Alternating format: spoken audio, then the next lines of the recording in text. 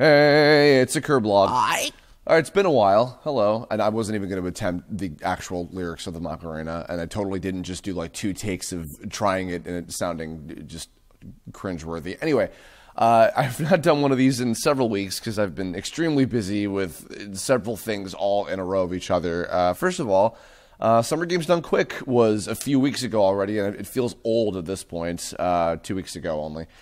$2 million raised by these incredible guys, just outstanding. I mean, you know, every year it is an absolute joy seeing these guys just kick ass in so many different ways.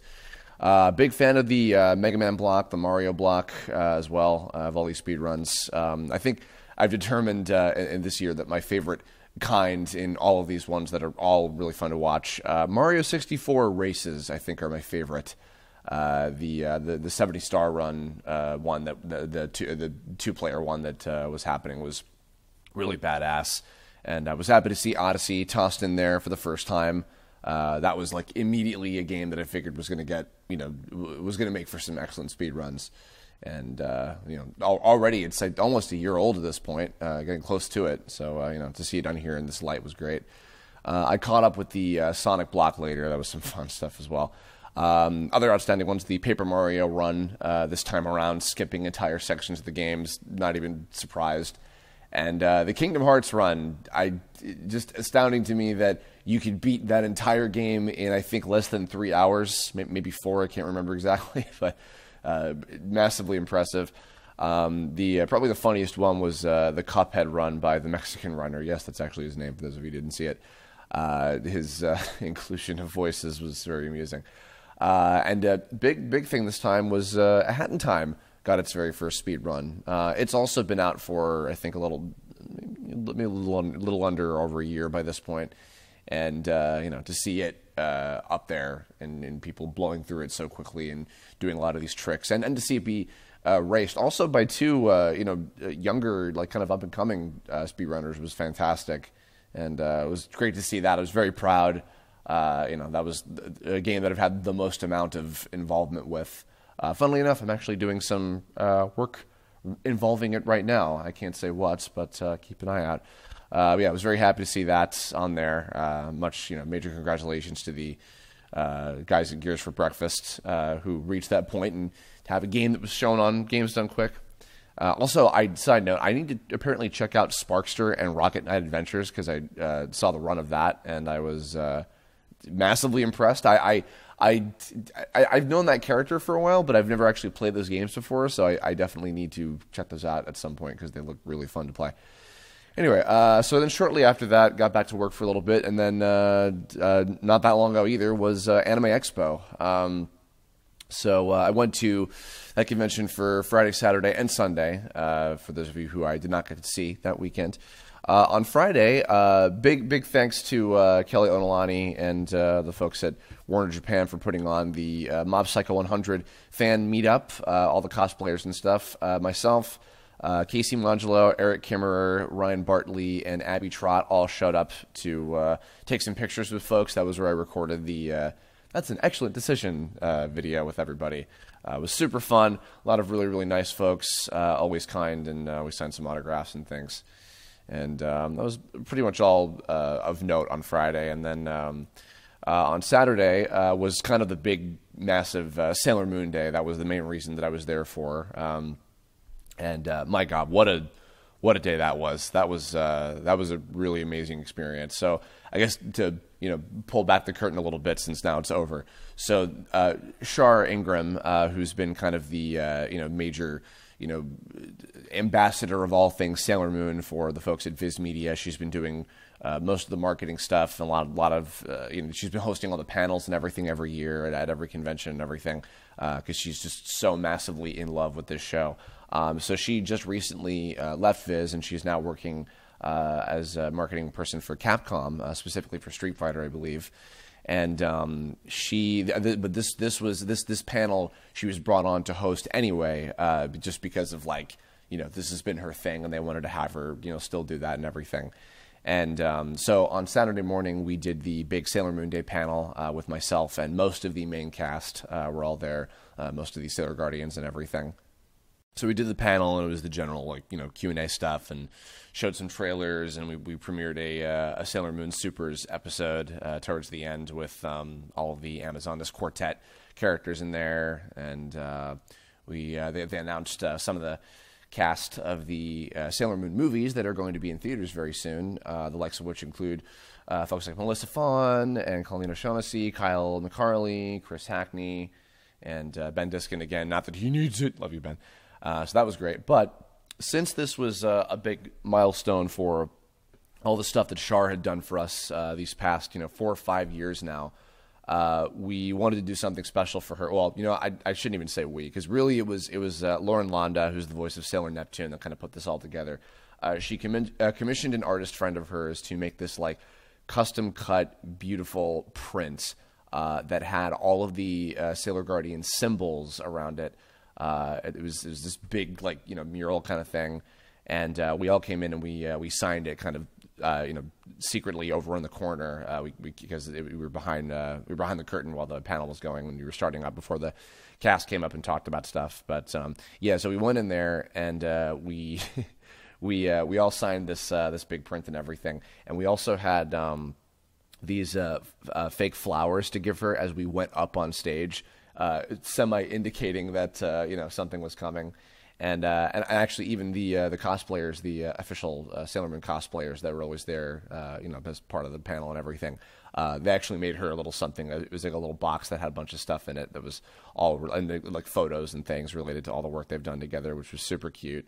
And Char was totally crying, and it was so cute. I got a little bit of it on video. If you guys missed out on Twitter, I recorded a couple highlights from the panel, particularly when I got to answer some questions. And I went on and on about how, because it's true that it was a huge honor getting to be part of the show, and just everything. I'll link to those videos in the description of this in case you want to check this out. And I also got Char's reaction to getting her present from everybody, and there was a giant group hug and everything, and it was real special, so that was nice. But so we did that, and then afterward, what was after that? Oh, we did a little quick appearance at the Toei animation stage. Justin Rojas was up there, and we played rock paper scissors with the audience. I also played rock paper scissors with Jeremy Lee on stage and lost, but I got my magical Pegasus ribbon after all, so that was nice. Also, I guess worth saying, just because people seem to keep being like, wait, really? Every time I reiterate that I'm in something. The reason I was part of this is because I voiced Pegasus in the new dub of Sailor Moon that Viz Media has been doing. In case any of you guys have not heard that yet, I've been announcing it like on and off multiple times over the last year. But there you go. I just, every time I re-announce something, people are surprised. So anyway, we did that, had a little lunch break, and then we shot some behind-the-scenes stuff and some little marketing videos and things for Sailor Moon and other stuff. That was fun. Then we did the autograph session and had some fun with that. And after the autograph session, I got to see a whole bunch of people that I hadn't seen in a while in various degrees. First of all, I saw my friend Dave Evelyn, who I have not seen in like years. He was a guy that I used to hang out with a whole lot when I did a lot of conventions with Martin. And this is many years back, and hadn't seen him in a while. And he was actually, as I knew that he worked on the game, but apparently he was the original character designer for Doki Doki Literature Club. And Dan Salvato was there as a guest, and I got to meet him for a little bit as well. He was a super nice guy. And so we caught up for a little bit. I hung out on Artist Alley. I was trying to look for some different things there. And that was great to see him. And then shortly after that, I went to a big voice actor meetup that Kira Buckland put on. And I saw like too many people to list. Tons of folks that were, that are from around town, some of which I hadn't met before. Austin Matthews, I was there. I saw him for the first time. For the first time in a while, I saw Chris Guerrero and Justin Briner. They were both there and from out of town for the convention. Funimation flew them out, I believe. And I met Johnny Aponte for the first time. I recorded a little cute video with him of us doing Homestuck characters or whatever. He's fantastic. Kylie Henke, Katie Johnson, God, just so many people. I know I'm going to forget tons and tons and tons of people. I'm sorry. I tried to take lots of pictures while I was there. But, that was a nice high note to go out on that day. And then the last day, I just kind of spent, relaxing. I went around Dealers Hall and Artist Alley to meet up with anybody else that I hadn't seen yet. So I saw Tyson Hess and Mariel Cartwright, Rob Porter, Mel Albino, Marie Lum, a whole bunch of different folks. Tried to buy some things. Went on a hunt for some merchandise and stuff. Got a couple Reagan things, a couple Helios things, etc. And then I kind of ended the convention with I went to go get dinner with the Team 4-Star guys. A whole bunch of them were out here to manage the booth and everything. Saw Martin a little bit as well. He was actually like not far from them as well. And we went to go get some. Funnily enough, so we went to go get Korean barbecue at a place that Lanny knew of. I think they went to it before. And then we went to go get ice cream. We went for a little walk after that to go get ice cream. And I cannot remember the name of the place, but it was, and they took a picture of it and made a whole thing out of it. But it was an ice cream place that was like attached to a makeup store that was called like The Face something, and not the word something, although it did start with S. But it was abbreviated to TFS, and there was a sign outside that said that. And I'm just like, oh, apparently this place was made for us, and we had no idea. So yeah. Yeah, that was great. It was, you know what, and I got to say, overall, really lovely weekend. This was the like least like annoying bull crap or whatever to deal with for any AX I've ever been to. I mean, obviously the heat was insane, but that's not their fault. I didn't have to deal with any annoying crowds. I didn't have to wait on any lines. I was able to get my badge very quickly and very easily from the registration area. Everything was relatively easy to get to. Parking wasn't a pain in the ass. So like I had a very smooth time that whole weekend. I mean, I certainly saw the, sea of people throughout some of the halls on certain points of the day. But thankfully I didn't have to deal with that too hard. So, I wasn't from that. I know this convention is super stressful for a lot of people, and a lot of people don't, enjoy it very much, which, fair enough. But I had a great time, honestly. I really enjoyed myself the whole weekend, so I'm glad I went. So yeah, that's about it for what I've been doing lately. As far as what I've been watching lately, onto that section, finished Fooly, Cooly 2, and I just recently saw Hotel Transylvania 3, like just the night before I'm recording this. I'm recording this on Saturday morning, just before it goes up. Both weirdly similar in my feelings about them. Fooly Cooly 2, I feel like I need to just do a separate Kirblog where I have Stephanie Shea come on and explain to me what the hell was going on at any point in that entire time of that show, because I did not really understand the story that well. If there really was one, I don't know. And Hotel Transylvania 3, as far as the story goes, was, clear, but also pretty flimsy and kind of meh with its execution. However, what both of these things, weirdly enough, shared in common is that they both had outstanding animation. And particularly, I guess, for Fooly Cooly, and I don't know how the hell this happened, but episode 5 of Fooly Cooly Progressive, this was just gorgeous to look at from beginning to end, and part of me was like, oh, I wish the whole show looked like this, but goddamn. And because of that, it was the most entertaining episode, just because of the visuals being just absolutely like balls to the walls, like crazy. It was very much the most like classic Fooly Cooly in terms of that one. And the new characters were cool. Once again, I'm glad that it was kind of its own thing, and it tried to tell its own story or whatever with its own characters, and just Haruko was sort of the recurring thing. Hearing Kari Walgren again be hilarious was the joy.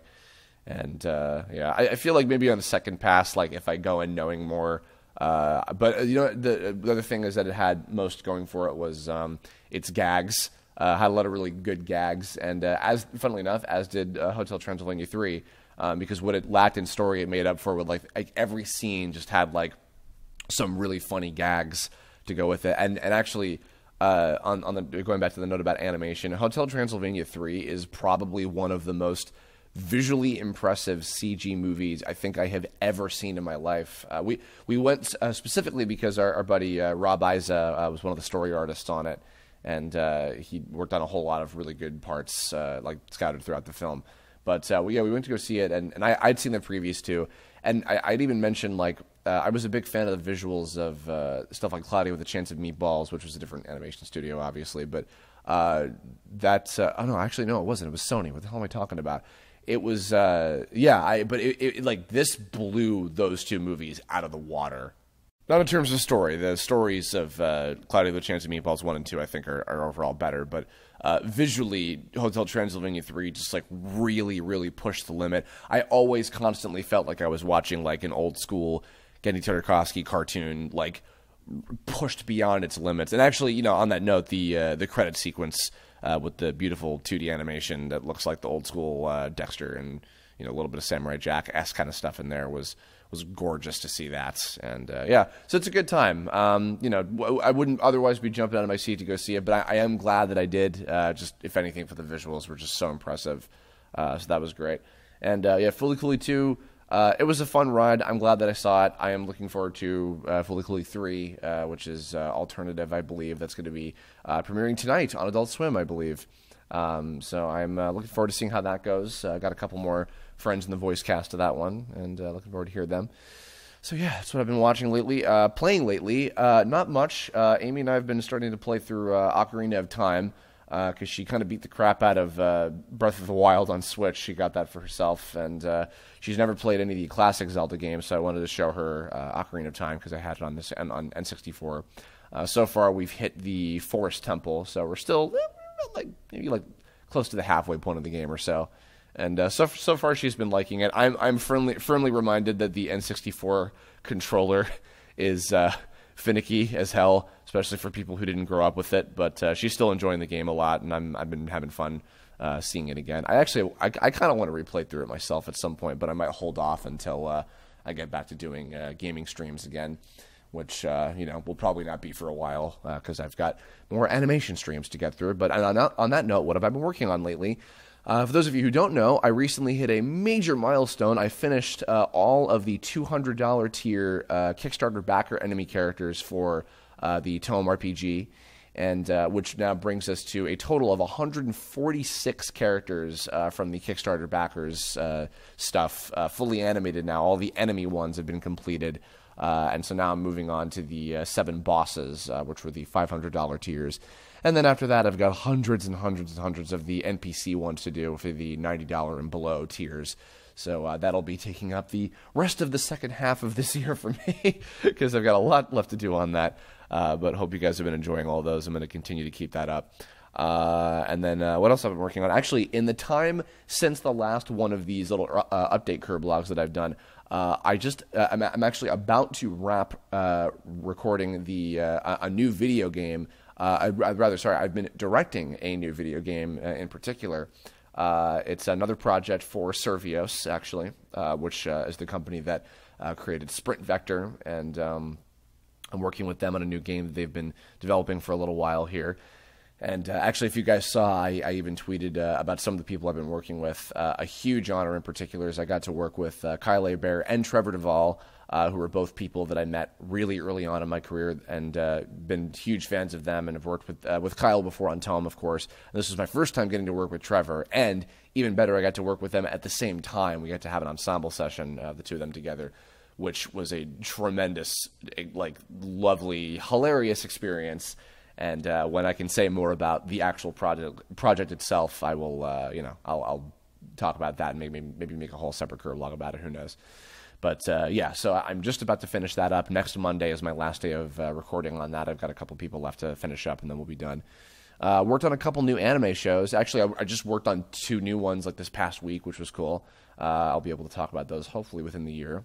And what else? You can hear me in. The big one, of course, Octopath Traveler is now available on Nintendo Switch from the lovely folks at Square Enix. And I got to voice Therion the Thief. A lot of people managed to guess this for months when the trailer that revealed him came out. But I wanted to wait until the actual game was finished and released before I talked about it. So I made the announcement yesterday. And so I hope you guys enjoy that game. Maybe I'll go more, in depth with getting to work on that. But it was a lot of fun. Terrence Stone was our voice director, and the fine folks at Square Enix that were there to oversee the process were really nice, and we had a ton of fun recording the whole thing. I think I actually, if I'm remembering right, I think I might have recorded the entire thing in one big long session. But got a ton of friends in the cast as well, so keep an eye out for that.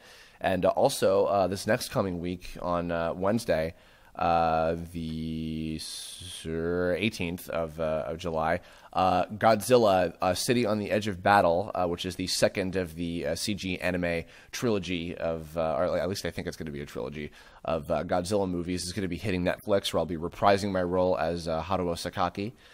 Please do check that out. I worked extremely hard on everything with that movie. And I'm very proud of some of the work that I did on that one in particular. I'll talk more about that maybe the next time. If I want to do maybe some more Kirblogs about just like working on specific shows and my experience in voice acting on some of those in particular. But I might have to, make some further outlines for those or whatever. But, so because I want to, make them interesting. Anyway. That's about it. So thanks everybody. I will be getting back into doing some animation streaming, hopefully as soon as I can within the week. I want to start working on some of the $500 characters, and I'm going to be going away for about a week's vacation soon for the last week of July. So I want to try to get as much work done ahead of time as I can. But keep an eye out. Thanks for tuning in. Hope I got to see some of you at Anime-Expo. Hope you all have been tuning in to the animation streams. And hope you all enjoy Octopath Traveler and the second Godzilla movie. I'll catch you all in the next one. Thanks a lot for listening, and bye-bye.